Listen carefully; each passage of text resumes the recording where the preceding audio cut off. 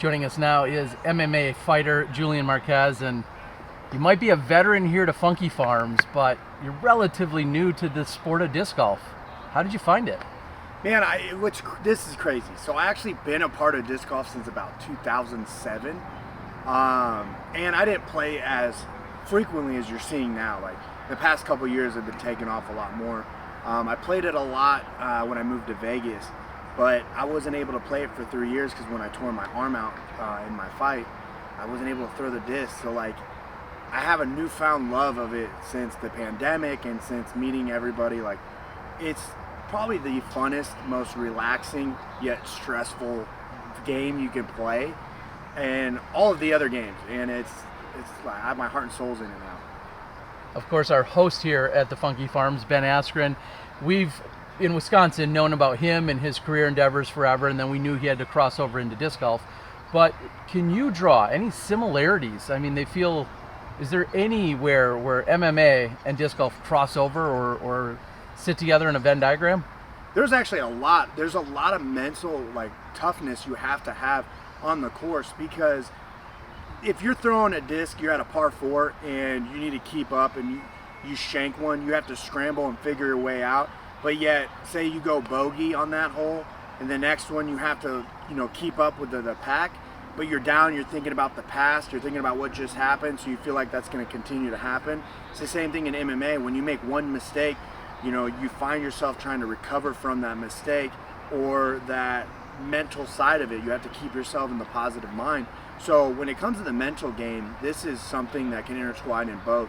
And also the mechanics of the body. It's the same thing. It's not about throwing as hard as you can, as powerful as you can, because those aren't the ones that are going to make the disc fly or the punch count.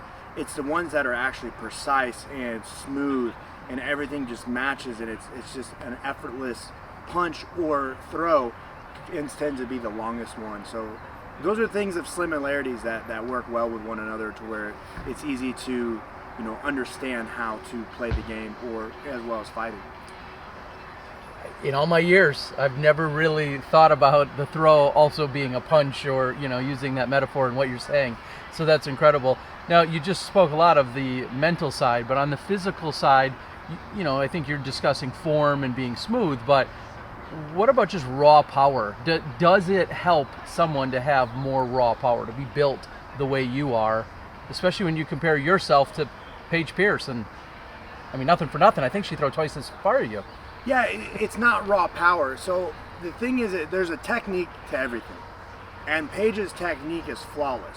So you try to outpower her as someone that doesn't have the same capabilities or the technical, turn or pivot that she does. It doesn't matter how hard you throw the disc, it's not going to go as far, because she's actually controlling the disc and making the disc fly exactly how it needs to. Where you're trying to force the disc to fly, you're not matching the numbers, you're not matching the speed, you're not matching the pattern, and at the same time she's able to control that while maneuvering around obstacles that are in the way, leaves, trees, people, houses, whatever's in front of you at the time. Where when you have raw power, you have zero technical aspect, zero angle, you're just forcing it into this line, and if you release late, release too soon, it's going to fly left or right, or it's just going to fall right there. Well, you've clearly picked up so much of the game, but yet it feels like every weekend you're glued to your screen. You're watching live disc golf on Disc Golf Network. What is it about live disc golf that has you fully hooked and intrigued week in and week out? This is one thing, man, I love the sport. Like I told you, I've had a newfound love for it since 2000, probably 19. And it's just, again, it's relaxing for me. So I like to understand the game inside and out. I like to watch my friends, being here at Funky Farms last year, 2-time year vet. I'm watching Ricky, I'm watching Calvin, I'm watching Conrad, I'm watching Macbeth, I'm watching all of my friends, Pierce as well, Qatar. I'm watching all these people play and compete against each other, and it's fun to see that. And also, the best part about disc golf is, most people don't see it, is golf is way too long for me, and I don't understand. It just takes forever. But disc golf, you guys are making it quick to where when I'm watching, I'm sitting there watching this past weekend, or the past, the Portland, not Portland, it was, so I'm watching the Beaver State Reserve, and we're sitting there, and you see Simon Lizotte had the possibility to jump up to 30 if he hits this bogey, or it hits this birdie, and he ends up bogeying, it goes back down. Then you have Bradley Williams going at it with Ricky Wysocki. Neither one of them know what they're playing. They're neck and neck. If Ricky makes an eagle on 3, he's going to push it. Ends up throwing it into the lake. It's just, you're on the edge of your seat watching these guys compete to win an entire tournament, and they're your friends, and you want them to go because you love them, you care for them so much. So it just draws you in even more, and then you're just texting them like, dude, that was so sick. You know, like this past weekend, it was so insane to watch Calvin Heinberg hit a 290-foot eagle on Beaver State. And it was just like, that throw, you wouldn't have thought it would have went in, but it was exciting to see that, and it was fun. To me, it's fun to watch that. But having the long story short is having the personal relationship and wanting your friends to succeed and seeing them compete against each other, and like, you want them both to win, but you want it to be a tough one for both of them, so either one can learn and grow from it, and it's exciting for me. Well, you are definitely fully hooked on disc golf in every facet, it sounds like. I've seen you in the ring, I've seen you ringside talking about the fights, and now the way you talk about disc golf, I feel like you're coming after our jobs on DGN. Are we going to see you and have you in the booth someday commentating on disc golf? I would love to. I would love to go there and just have a weekend of just someone novice with the sport and still has a good understanding, but can hold a conversation with you guys to keep it a little bit more, understanding for people that aren't as well educated when it comes to it, and to draw the new factor, to draw the new clientele, to draw the new fans.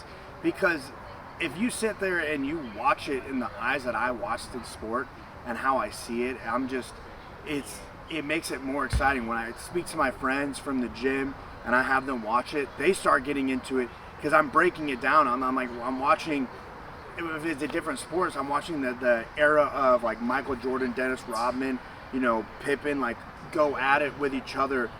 But obviously they're on the same team, but it's like watching them compete with each other and try to build each other up to get the best scores. Watching them, it's the same exact concept. When I watch, Ricky, I watch Beth, I watch Heinberg, all sitting there neck and neck, and I'm just like, oh man, watch these guys. Look at this line that he's throwing. Look at this line that he's throwing. Oh, he's doing a roller. It's like, and it's just, they're all different, yet they have the same result towards the end. All right, my final question would be, when you are finally done fighting, are you going to take disc golf to the next level? Do you aspire to be a professional disc golfer? In all honesty, I don't really think about after fighting.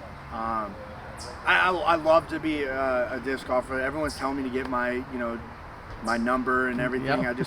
I play it recreational. I play it for fun. I enjoy it. But my passion is fighting, and my focus is 100% fighting. And when you start thinking about other things outside of it, then you create space for your main focus to kind of push away. So I'm 100% focused on fighting. I'm not looking at the end point after fighting. Granted, if we're talking about financial stuff, things like that, it's a bit different. But what I'm going to do afterwards, if I'm going to compete in pickleball, if I'm going to compete in disc golf, if I'm going to compete somewhere else, I don't see myself competing anywhere else, because the only thing I see myself right now is competing is 100% wholeheartedly into MMA. That's my heart, that's my love, that's my soul, and that's all I focus on now. Well, we love watching you in the ring, and we also love having you as the fan that you are. He's a veteran here, 2-time at Funky Farm. That's Julian Marquez. 2-time. Thank you, guys.